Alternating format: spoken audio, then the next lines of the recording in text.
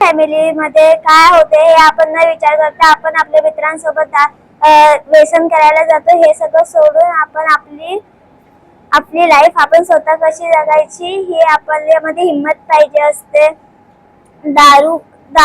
दारूमुळे आपल्या शरीराची आपल्या रक्ताची कमतरता होते। अजून आपल्या मनामध्ये आपले विचार सगळे दारूमध्ये जातात।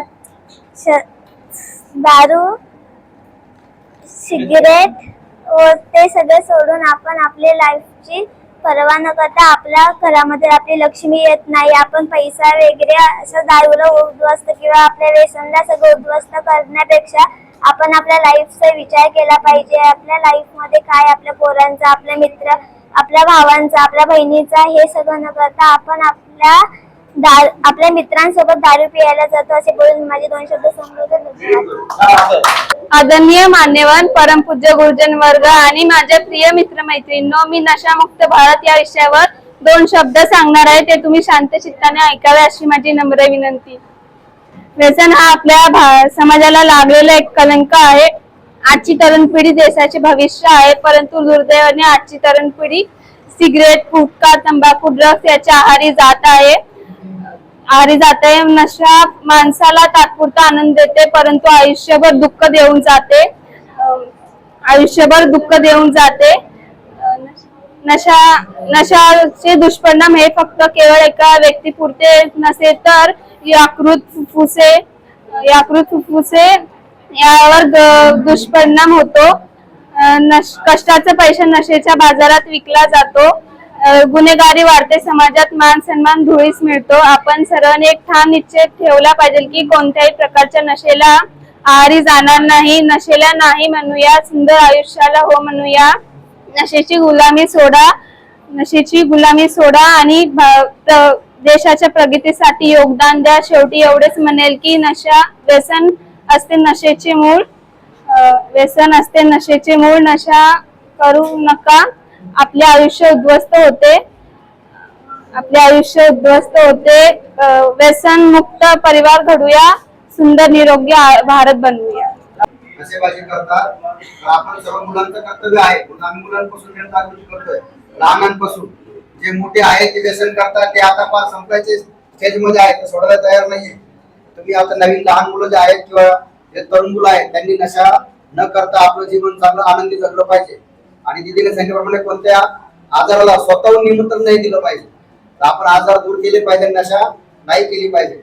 आज आपण हे जे 20 जून ते 26 जून हा जो नशामुक्ती अभियान कार्यक्रम आहे आणि मुंब्रा पोलिस तर्फे आपण आज एक नशामुक्तीबाबत निबंध स्पर्धा आयोजित केली होती। त्यामध्ये आपण सर्वांनी सहभाग घेतला आणि त्यामुळे आपल्याला आज सर्वांना या ठिकाणी एक छोटस एक आपल्याला गिफ्ट देणार आहे, त्या प्रत्येकाने स्वीकार करावा।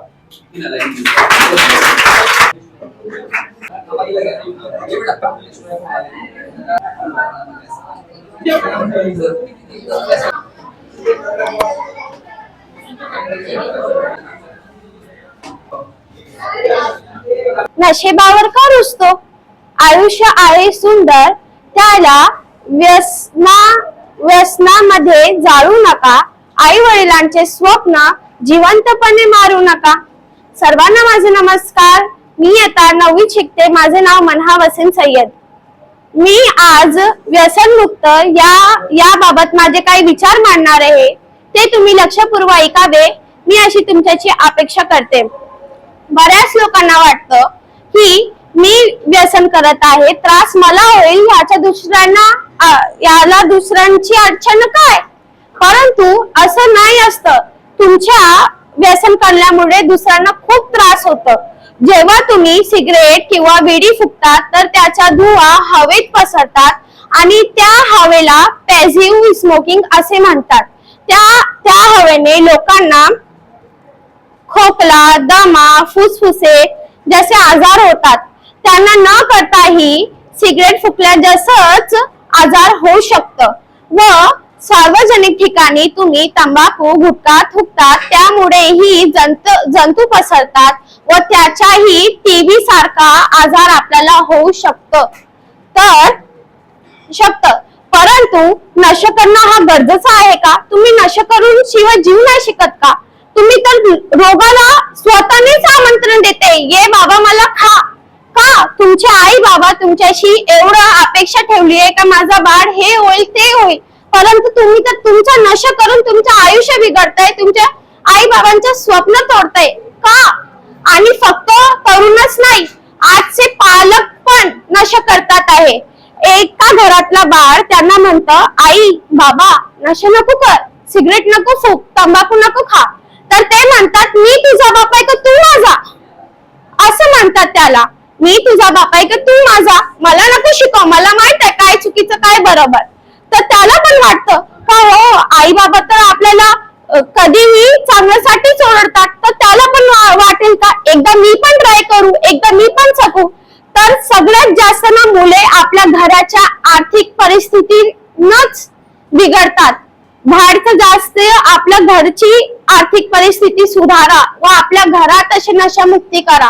किती पालक येतात, किती वडील येतात आपल्या बाळांसमोर दारू पिऊन आपली बायकोंना मारतात का?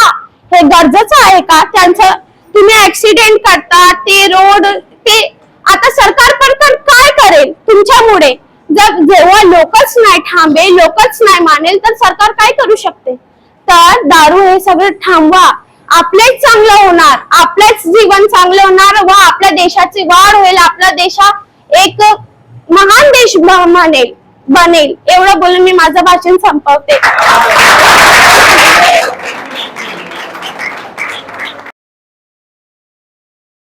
हमारे न्यूज चैनल्स को सब्सक्राइब करें, लाइक करें, कमेंट्स करें, शेयर करें और घंटी का बटन प्रेस करें ताकि आने वाली हर वीडियो और अपडेट्स की नोटिफिकेशन आप सभी को मिलती रहे. जय हिंद, जय महाराष्ट्र.